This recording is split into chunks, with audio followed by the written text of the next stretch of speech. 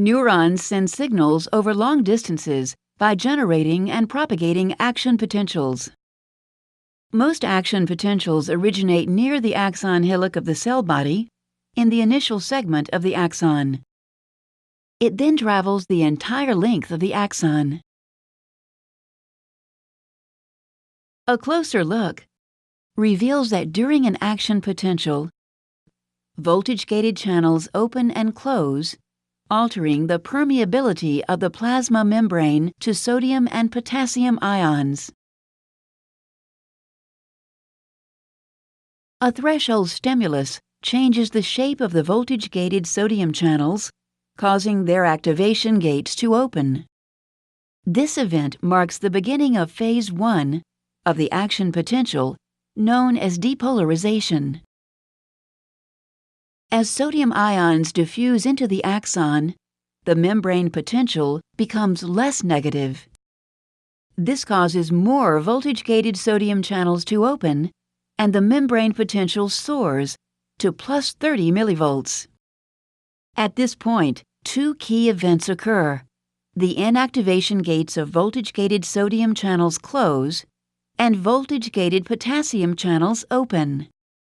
These two events mark the beginning of phase 2 of the action potential, known as repolarization. As potassium ions diffuse out of the axon, the membrane potential becomes negative again. However, the membrane potential continues in the negative direction, going beyond the resting state of minus 70 millivolts. This marks the beginning of phase 3 of the action potential, known as hyperpolarization.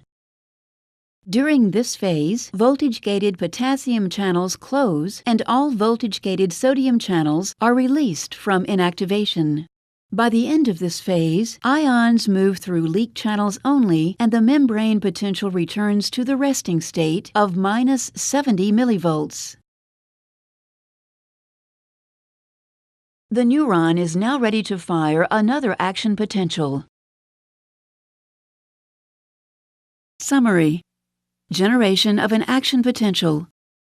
A threshold stimulus opens voltage-gated sodium channels. Sodium ions diffuse into the axon, depolarizing it to plus 30 millivolts. Voltage-gated sodium channels close, and voltage-gated potassium channels open. Potassium ions diffuse out of the axon, repolarizing it to a negative value. The membrane potential briefly hyperpolarizes.